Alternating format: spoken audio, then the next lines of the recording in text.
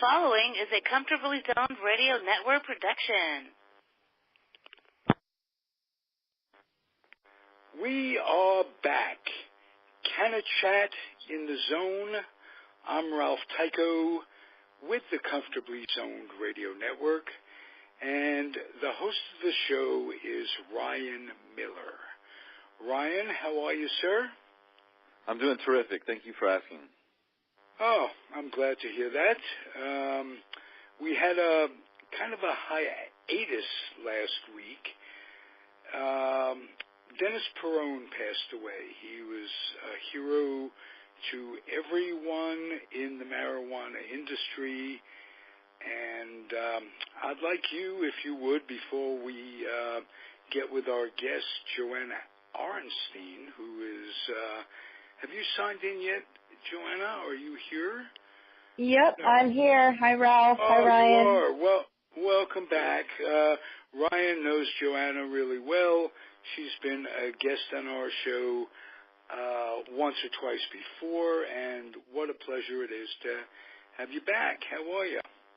Thank you. I'm wonderful. I'm really happy to be back. I love the show. I love Ryan. I love you. So I'm very comfortable at Comfortably Zoned.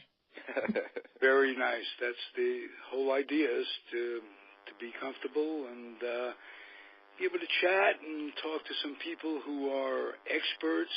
You and Ryan both are, and I get to learn on the show, as well as I have some opinions of what's going on in the world. Joanna, I was telling Ryan that we're going to have I want to pay a little homage to Dennis Peron, and I'm going to start with Ryan. How did you know him, and what did he mean to the industry in your eyes, Ryan Miller? Wow, that's a lot to ask for. I'll do my best to give some insight. All we can do is our best. Yes, sir. So I did have the pleasure of meeting Dennis Peron a couple of years ago at the Castro Castle. He was introduced to me by a mutual friend named Laura, and it was an exceptional experience, one that will always resonate with me.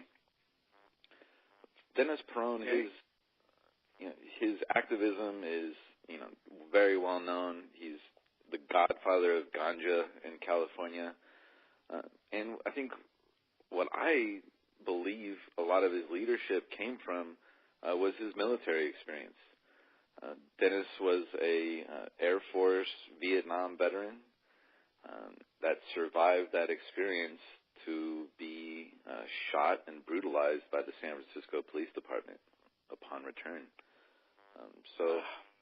Maybe Joanna can tell us that story, if you would, Joanna.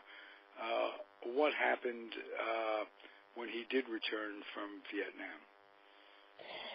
Well, when he returned, I don't want to cut Ryan off. We're going to get. I'm just going to go back. I want to hear both your voices. Okay. Well, from my understanding is, he came back and he found cannabis, and I could be wrong on this. This is my understanding. He found cannabis while he was over in Vietnam, and I think he came back to the States with 2 pounds of the medicine with him, and he was using it. And not long after his return, he settled in San Francisco. I don't think that was supposed to be he had intended to stay in San Francisco. It just kind of happened that way. And then not long after, in the early 80s, the AIDS crisis happened. And I'll get into more detail. But he was finding out that cannabis was helping patients significantly with their struggle with AIDS. And he was opening up a cannabis shop, and was a known dealer or healer, as Ryan and I like to say, healers, not dealers. And the cops came into his house in the Castro and shot him, I think, in the thigh, somewhere in the leg. And it's really horrible, but I'm pretty sure that the cop that shot him said something along the lines of, I really regret not killing him because then there would have been one less fag on the street. Dennis Peron was a homosexual male, was not only an advocate for cannabis, but LGBTQ rights. And so he was well known in the public as a queer activist, and that's the kind of words that you have coming from the San Francisco Police Department. So that's my understanding of that story. They don't represent every police person's. No, absolutely not. And I have family on the police force, and they're some of the finest people I know, but those are the words that people were saying back then and still are saying. Thank you for clarifying that. You're right, Ralph. No, but I just would like to know, and you guys probably don't know, how that policeman was disciplined by the force. What did the higher-ups say to that? Was he suspended? It's kind of a rhetorical question, but I wonder. I don't know for sure, but I seriously doubt it. I would be shocked if there were any repercussions of that. Ryan might know. I don't. Well, especially I do know that the culture of American police lacks accountability. So I would be surprised if this police officer was held accountable. Oh, on every level it lacks accountability. And the good old boy system exists. I don't know if you guys remember Serpico, the book Serpico. Mm-hmm. It was made into a movie, I think. Al Pacino. I can't remember who starred in it, but it was about a rogue cop in New York who didn't like seeing the corruption in every police precinct in the city, and refused to be put on the tab, which was an expression for what they called the ongoing policeman's underground bucks that they had coming in for protection. The cops would go around in the precinct to different businesses, and they collect $10, $20, $30 a week or a month, however it was, just for the extra protection. And I'm using that in quote. And Serpico refused to go along with the program. He was literally shot in the face by a fellow police officer in retaliation, and they wrote a book about it, and a fine movie as well. And we can have a whole segment about the police in America, but I don't think that's really what we're meant to talk about here today. No, not today. Let's continue with Mr. Peron. What a fine man to stand up to that and not back down.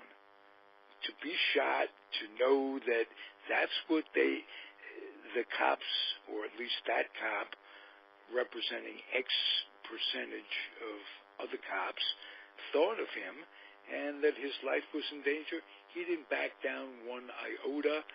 I think without him, if I'm not mistaken, there would have been no legalization of medical marijuana at the point that it was, certainly. Is that an exaggeration, Joanna? I wouldn't say so. I've actually been thinking about that, and I'm not certain that there would have been other people taking up the cause with the passion that he did. And what really drove Dennis was him seeing firsthand the suffering of AIDS patients. And we have to remember, and people often forget, that Prop 215, which legalized cannabis for medical use in the state of California, was called the Compassionate Use Act. And that was really the compassion, or it was the compassion that really drove Dennis and Brownie Mary and all of these people, and Wayne Justin and all of these people that were fighting for the legalization of medical cannabis. And so I have been thinking about this, and I kind of think that had Dennis not just gone at this with everything he had, it's very likely that only right now in 2018 would states only be waking up to passing medical cannabis laws. Like, I think instead of seeing states going adult use, you would see more states only starting to go medical. So he really pushed the envelope. He was years ahead of his time, and so I truly believe that without him, we would have had to wait decades and decades more for medical cannabis for patients. And, if I could just kind of add to that, Joanna, just maybe an alternative viewpoint, that without Dennis Peron and Brownie Mary, like you mentioned, perhaps the movement for cannabis would have excluded medical. Perhaps it would have just been adult use, right? Oh, that's an awesome point. You're absolutely right. The culture of compassionate cannabis is unique to California. And so, yes, these folks were definitely trailblazers that we owe a lot to. Mm-hmm. I like how you put that, Ryan. As always, very, very you good have a point. way with words. And I love the word compassion, and I'm going to transcend that to the work that you do, Joanna, in a group called the East Bay Canna Association. I think I'm getting that right. I hope I'm getting that right. East Bay Canna Community. Yes. You have brought folks together in a way that is astounding. People who just want to celebrate and communicate the goodness of marijuana. They want to share, they want to educate, and they want to provide for those that can't provide for themselves. And it's a wonderful group. I was thrilled to have Melody on a week or so ago, Melody Montgomery, and she has an offshoot group of yours. I think it's under the same heading, Seniors for Canna and what have you. You do great work. You're to be commended. You were on before and talked about it. It's ever evolving. You're going for your nonprofit, and I want to get an update from you. How is it going? How are you growing? And how are you reaching out to the community? Yeah, thank you. Thanks for those kind words. And I certainly don't do it alone. And I definitely want to mention Green Rush Consulting and Sarah and Zeta Study, because they are the ones that founded this organization, and I've only been involved for a year. Those guys were running it for the 2 years before me, and this is a true labor of love by the whole community, including Ryan. Ryan is a treasured member of East Bay Canna community, and yes, Melody has done a phenomenal job with our East Bay Canna senior group, which meets on the third Friday of every month. And it is growing and it is changing. And one of the changes we had to make, two of our main programs are our Compassion program, which gets free cannabis medication to patients who can't afford it in the senior group. With the implementation of Prop 64, we had to temporarily suspend the donation portion of our Compassion program while we're figuring out how to make a space for compassionate care within a regulated market. So, and that's just the nature of being in this realm, in the cannabis realm, is that we have to flow with what is presented at us in any given moment. And what's presented with us right now is Prop 64 and these changes in what's allowed to be obtained and how it's transported and given away.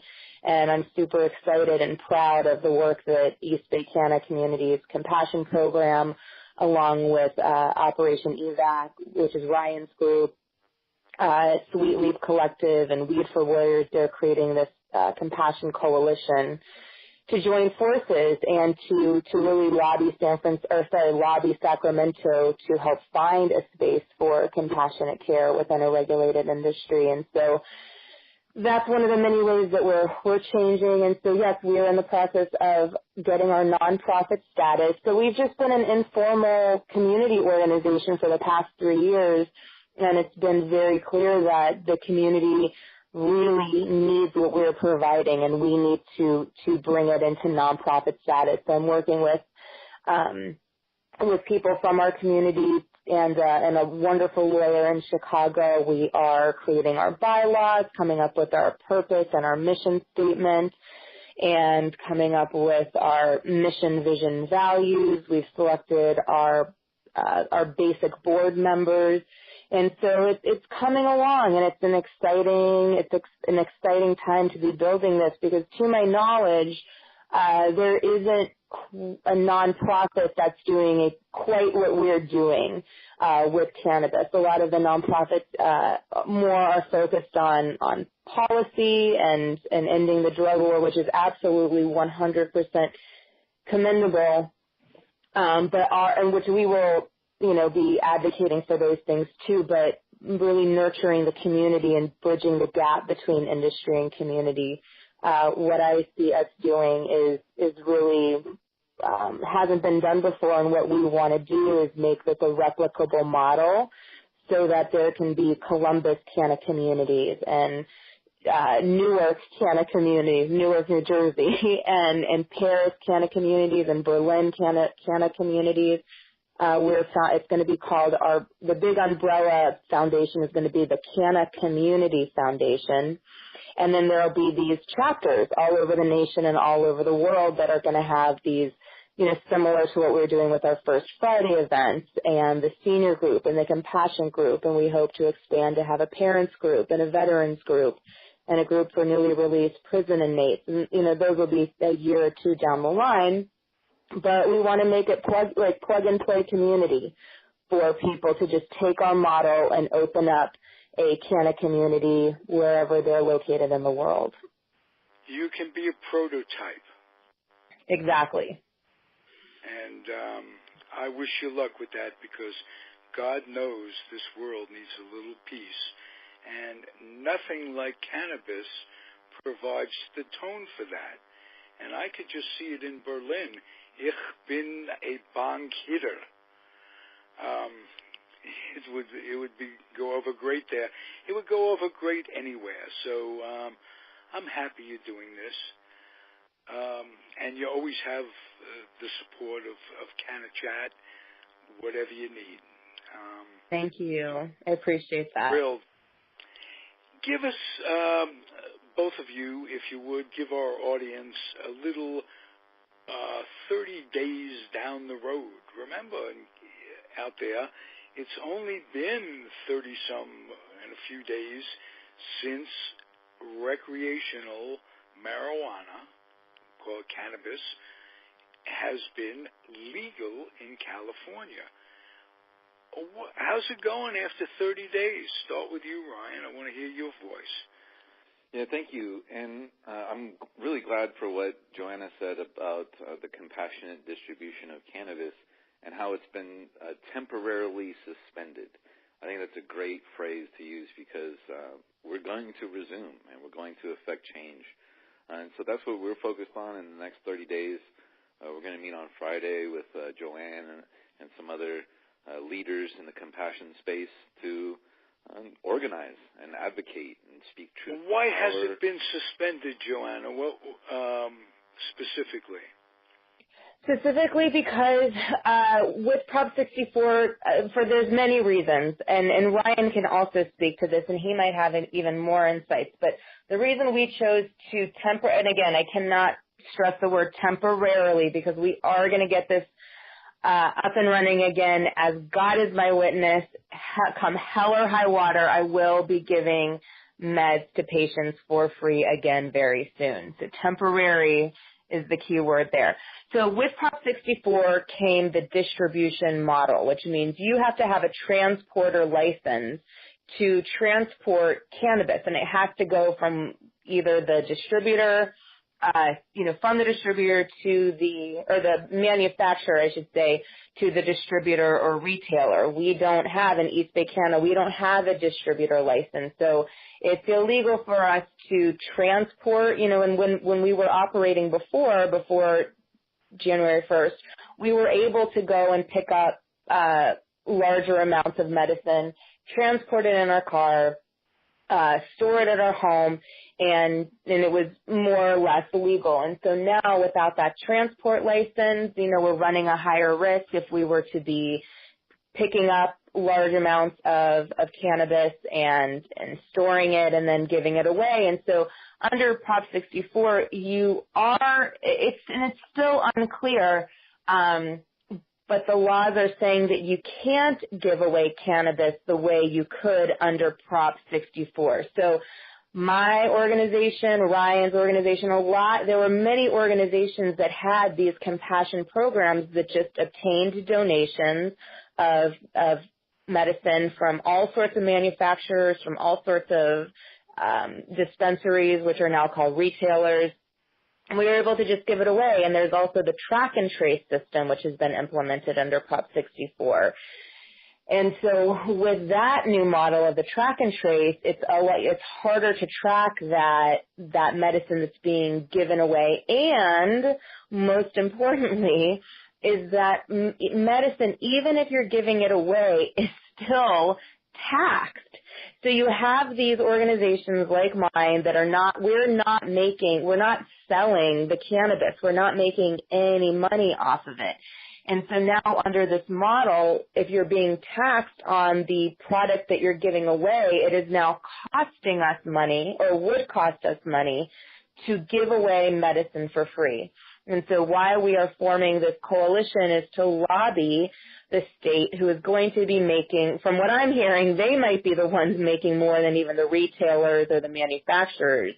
They're going to be making millions and maybe even billions of dollars in tax revenue, and what we're asking in return is to not have any taxes imposed on us for the medicine that we give away to patients. And these are, really sick people, AIDS, cancer, lupus, all of these things. With legalization comes regulation. And exactly. Everybody knew that going in, but this is one of those ways that I'm sitting here thinking, this is shocking. This is akin to not allowing folks to feed the homeless. Mm-hmm, exactly. And what's going to happen is with Prop 215, we had patients being able to buy their medicine, on the white market, so to speak, above board, go into stores. And it was more adult users that were buying from the underground black market. Now what we're seeing, and Debbie Goldsberry and other retailers, she's from Magnolia, can attest to this, they're seeing less medical patients come in because their medicine is being taxed at a higher rate. So it's actually things are switching in that we have adult users coming into the regulated market and patients now going back to the unregulated or black market to get their medicine.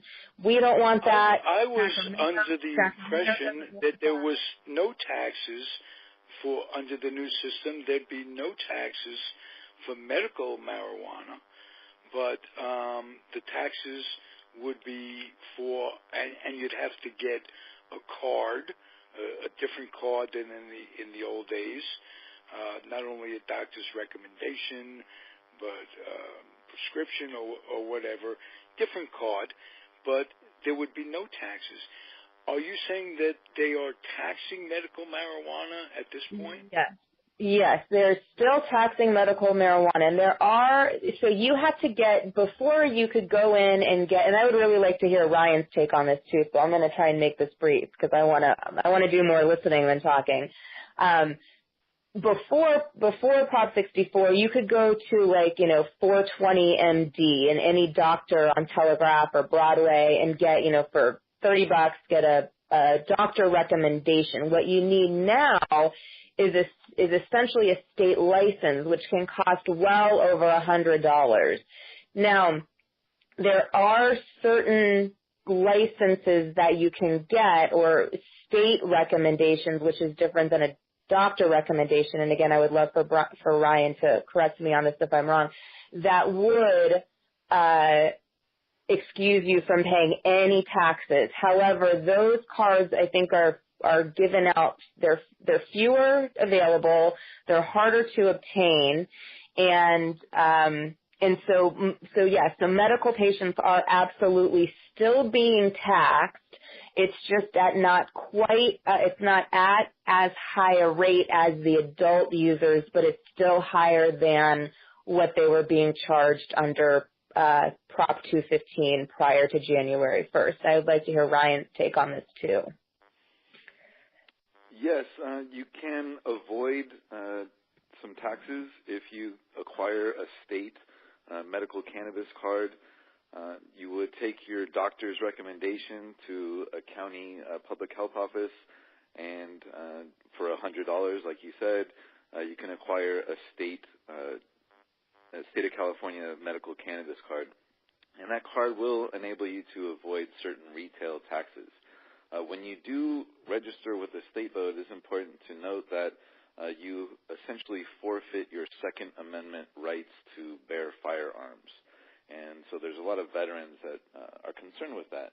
And so that is a challenge. And then just if we can digress a bit to the tax liability for compassionate exchange of cannabis products, yes, we should eliminate the tax liability with that, but we should go, I think, a step further and offer tax credits to philanthropic farmers and distributors that have these intentions, these charitable intentions. We can use the tax code to incentivize philanthropy instead of discouraging it, which is what we're currently experiencing. Excellent idea. That is terrific. Are there lobbyists talking to the state about this right as we speak? Well, that's what we formed this coalition for, the California Compassion Coalition. We're still working on the naming, but that is our intention, is to organize and advocate, speak truth to power, and act as agents of change. And so we're taking the initiative essentially to protect our vulnerable communities. We have a diverse coalition membership, and that is definitely our intention.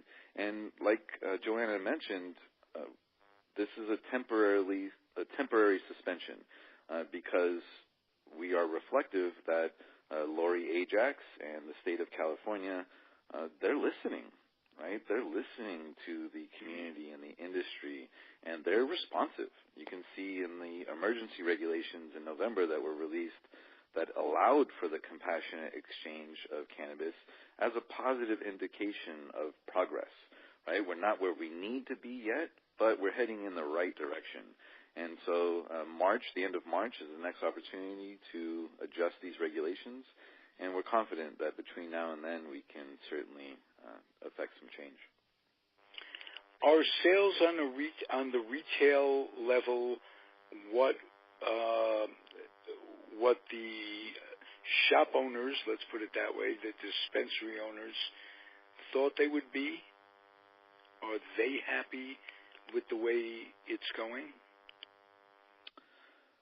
If I could just mention real quick, what's happening with some dispensaries, though, with the forced separation of inventories in terms of adult use and medical cannabis, a lot of dispensaries are just choosing to pursue adult use because they don't have the infrastructure to support maintaining two inventories,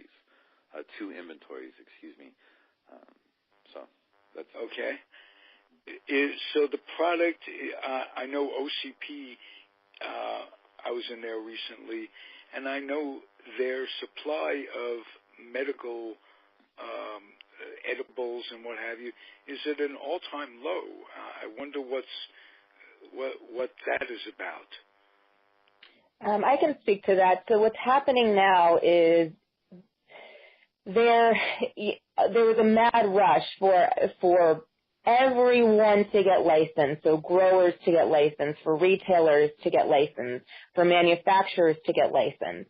And so they started handing out licenses to some retailers, to some growers, to some manufacturers. And so when you get a license, you are only able to receive products. If you are a retailer, you're only able to receive product from other licensed manufacturers. And if you're a manufacturer, you can only sell your product to licensed retailers. So you're seeing manufacturers who at one time had their products in 2,000 retailers across the state now only have their products in 200 retailers across the state because the rest are unpermitted. And then in the same vein, you have these retailers that had all of these products available on their shelves. Only a handful are permitted, and so they legally cannot have their products on the shelf. So that's why you're seeing seeing a reduction in products on the shelf. You're seeing a reduction in available legal retailers. And don't get me wrong, there's still some retailers out there operating who are still either working for their license or just like, screw it, we're just going to operate and not even get a license. You're going to have all of that in between, but it's the scramble for permitting. And so that's why you're seeing these shortages on the shelf. And also with legalization and regulation came increased testing standards, which I think anybody would agree is a great idea. And so with stringent testing practices comes a narrower window of what will be allowed into the market. And so you have people who before could probably be a little bit lax on how they were growing their medicine, and now they're bringing batches to being tested, and you're given several rounds to have your batch tested, because maybe it was a invalid sample or there's a lot of reasons why, but they give you several chances to get the testing right. So you're having, rounds of medicine, or, batches of medicine come in that aren't even passing testing standards. So that means they can't even be put into chocolate brownies or cookies, or just sold as, eighths and quarters and grams. And so that's what's happening. And I would like to know also what Ryan's take on that is as well, because we're from the same planet, but we also have different perspectives and are talking to different people. So Ryan, what's your take on all this? Yes, supply and demand, right? Basic economics, and regulations can have a significant impact on supply, as we now see. And then with the allowance of anyone over 21 to acquire this product, the demand has increased exponentially. So yes, there is definitely, I think, a shortage, right, is the economic term that we're experiencing now, and prices will likely adjust to reflect that shortage.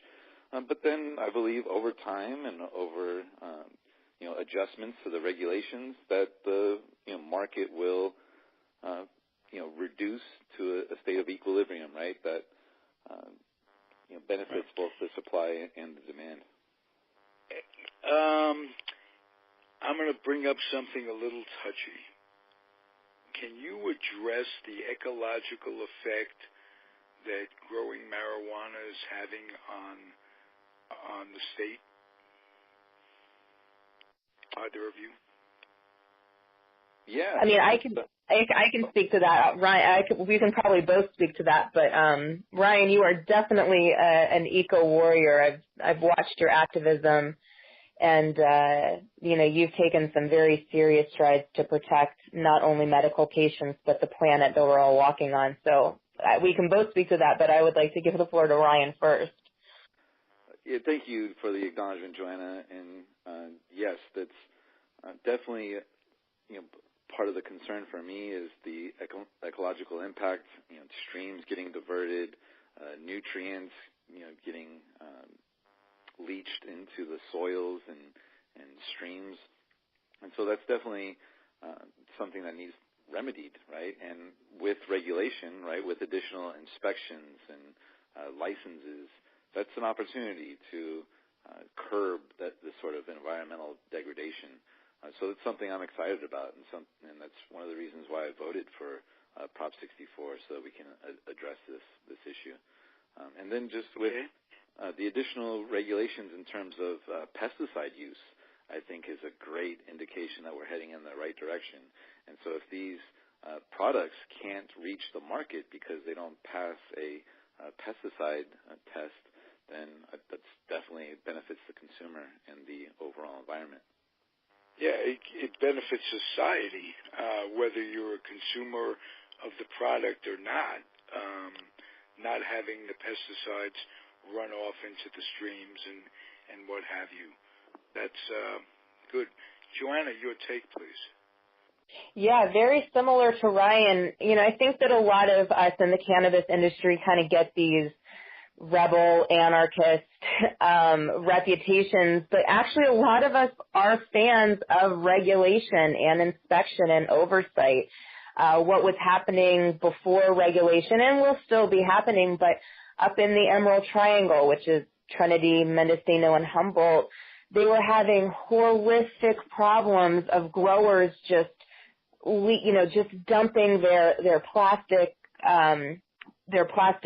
plant containers and their soil and these plastic gallons of fertilizer all over the place. It was a real nightmare up there, and still continues to be because there is no oversight, there is no accountability. And so just like Ryan, I'm actually very excited for these new regulations coming in, because there will be visitations to see, how are you growing your plants? How are you disposing of everything that you're producing? And that's everything from the stems and the leaves to the plastic containers that all those fertilizers come in. Growing cannabis, especially indoors and even outdoors, can produce a lot of waste. So I am anticipating seeing a reduction in waste, a reduction in trash, and I think you're going to see consumers really demanding packaging also that is environmentally friendly. I'm already seeing it, people, commenting on social media when somebody posts a package of a product, they'll be like, oh, it looks great, but the packaging is a little excessive. And so I'm thinking that retailers and manufacturers are going to start listening to customers and start making more environmentally responsible packaging. So like Ryan, I'm excited. Yeah, if I could just follow up. We're a real different market of folks. We want to consume for different reasons than people consume food and alcohol. We want to consume because it's a mindset, and the mindset that goes with it is ecology, is thinking about the planet, is thinking about the future of how it's going to be. So I'm glad the world has both of you on our side on this. It's what a privilege it is for me to talk to you both on the same show. What's next, Joanna? What's next, the next step for East Bay Canna?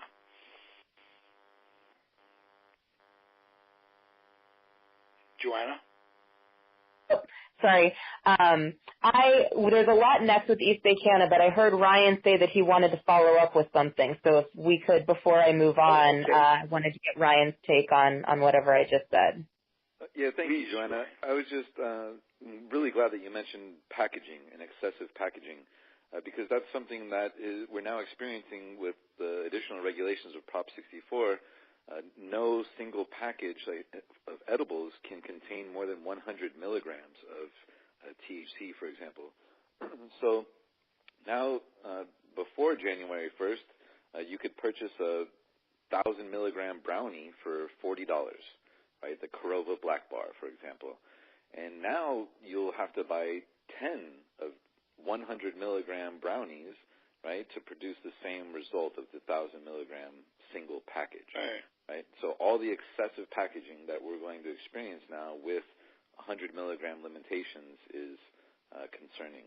And then all of the additional child-proof packaging that we're seeing now, there's a lot of plastics involved with that. None of that is compostable or recyclable. So definitely we've come a long way in terms of ecology with regulation, but also regulation has produced some additional risks to the ecological environment. And yeah, so how much would be 100 milligram brownie if 1,000 milligram brownie was $40 back in the day? That's hard to speculate, right? But of course, with the additional packaging, the vendors are going to have to increase their prices, right? And then if you think about all the additional sugar and butter that's going to that you need 10 brownies. The price of taking in of consumption, it's not. It's like with cigarettes. It's the paper added to it. You're absolutely right. That's a problem. How about big business forcing out the small businesses? Are we going to see that, or how can the small businesses stay alive? And is it just the same as the mom-pop grocery store competing with Safeway? I think that the East Bay Canna community is doing a great job at bringing together both small farmers and manufacturers and large corporations, essentially. So I'd love to hear Joanna's insight on big business and craft cannabis. Thanks for those sweet words, Ryan. Yes, this is going to be a business. There's no way around it. So yes, you're going to see the big, scary, big Canna coming in. I don't see any way to avoid it, even with these stipulations that Prop 64 had that said, nobody from out of state can set up shop for, 2, 3, 4, 5 years. I don't know the exact number. But we're already seeing it with, and I won't name anybody by names, but, I have certain nemesis out there as far as business, because their business plan is essentially to have extremely low prices. It's their business plan to lose money for several years, or maybe not several years, and then put everybody out of business, and then they can, and then they'll have a monopoly on the market. So what the solution to that, and I say this at almost every meeting of East Bay Canna community, is that it is up to the consumer. It's not up to the government, and it's not up to the big businesses. Businesses depend on the consumers of where they spend their money. So I am constantly asking my community, I am begging them, at least once a month, I say, please just buy the pre-roll that costs maybe $1 or $2 or $3 more if you know it's coming from a smaller business. It is ultimately up to you. But every time that you just say, screw it, I want to save $2 and I'm just going to order from this big name company instead because they'll deliver in 15 minutes or whatever. You are voting. You are voting with your dollar for big corporations. And I'm not I don't believe that all corporations are evil. There are some corporations that are doing amazing things out there. But it's ultimately up to the consumer.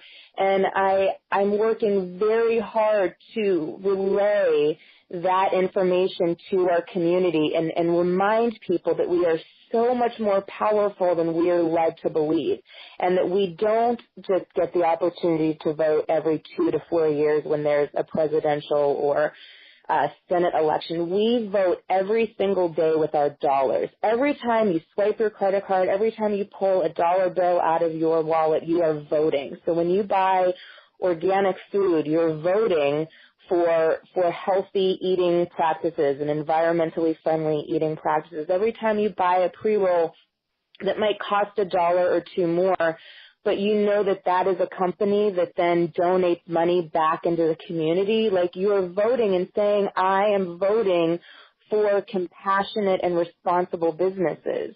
And that's a scary thing, to remind people how powerful they are. I think it's much easier to think that you're powerless and you can't do anything, and anything you do is just a drop in the bucket, and that there's these people far away in Washington or Sacramento who are making all the changes and are in charge of everything. But the your average citizen is way more powerful than they realize, and that's by design. It's by very careful design that we're led to believe that we're powerless in this system. But I could not disagree more with that. We are infinitely powerful. Joanna, you mentioned that you didn't want to identify your nemesis, quote unquote. I want you to identify your nemesis. I don't want to, because my belief, and this is my philosophy at East Bay Canna and in life. When you focus on the problem increases. When you focus on the solution increases. So instead of putting the spotlight on these companies that I don't think are responsible and are doing the right thing, I'd rather talk about Magnolia Wellness. I'd rather talk about Berkeley Patients Group. I'd rather talk about the Cannabis Buyers Club, like the Berkeley Cannabis. I'd rather talk about these people who are doing the right thing than even mention these guys who aren't. They don't deserve my time. They don't deserve your time. I'd so much rather tell you about the amazing things that Debbie Goldsberry and Barbara Blazer and Katie Rabinowitz are doing over at Magnolia. I'd rather talk to you about Green Rush Consulting and how built into their business plan is like a 10% give back to the community. I personally just think that's a better use of my time. And in essence, it is identifying them by not identifying them. Yes. So I'm hep to your hop, young lady. Thank you. If I could just add on to that, Ralph, if you don't mind, something that is an issue in California is that the stage 5, the level 5 mega licenses for, huge grows, which was supposed to not be available for 5 years, they're currently available. And so what's happened in response is folks like the California Growers Association, which my co-founder Taryn Buxton is on the board of now, they're litigating. Right, they're litigating with the state to affect changes, right, to protect small farmers, for example. So they're an indication that of the response of the community to regulations, and that it does take associations, it does take coalitions to leverage that political power. Beautiful. Hey guys, this is a terrific show, very, very informative, and I appreciate you being here, Joanna. I appreciate, Ryan, your being here on a weekly basis. And I hope you'll continue to come back, Joanna. Thank you, always. And if you don't mind me giving a quick shameless plug, I just want to invite everybody to our first, actually it's our second Friday event, which is going to be this coming Friday. We moved it because there was a cannabis conference last Friday. It's going to be at Magnolia Wellness, which is on Adeline Street. And we're going to be, to tie it all back, we're going to be doing a tribute to Dennis Peron. So his brothers will be there and his closest friends. So we'll have some people speaking about him. We're going to have an altar set up so if people have any pictures or mementos that they would like to bring. Our second Friday event is going to be a quite a tribute to Dennis Peron. So we welcome everyone to attend. It's free and open to all from 4 to 8 p.m. Please bring your ID. It's for people 21 and older. For adult use, 18 and older if you have a medical card. Didn't know that. Learning something every day. You could be 18 and buy legally with a medical card. That's beautiful. Wow, we are making changes, and life is getting better. Let's put it that way. Spring has sprung in the Bay Area, and The sun is out, so thanks for cheering us up here, ladies and gentlemen. Thank you. Thank you, Ralph. Thank you, Ryan. Yeah, I want to give Ryan the opportunity, being the host, to close it out in any way you'd like. I just want to thank you, Ralph, for this platform, and thank Joanna and the entire East Bay cannabis community and Green Rush for their tireless and selfless work to create community, right?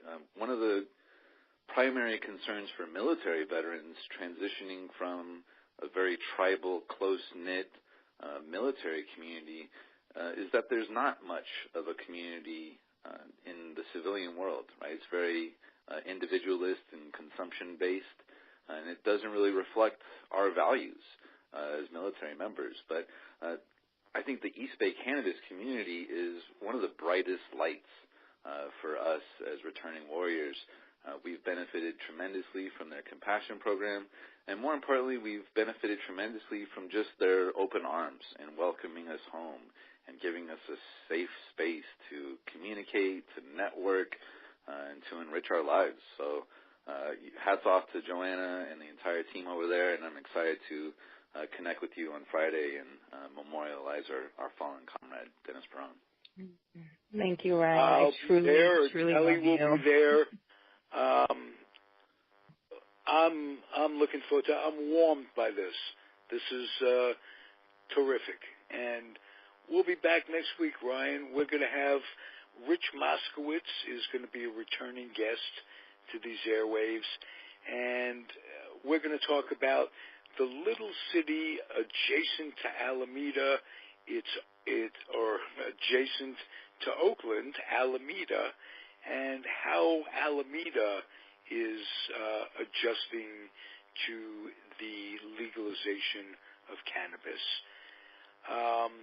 For those of you who enjoy our offerings on this network, I implore you, please box up some lightly used children's books and bring them to the Head Start program wherever you are. Kids need to read, they need to get their noses out of the games and the devices, they need to develop a passion, and they need to be school ready.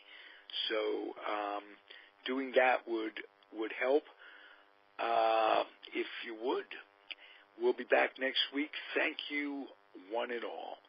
Adios, everybody. Thank you. Goodbye.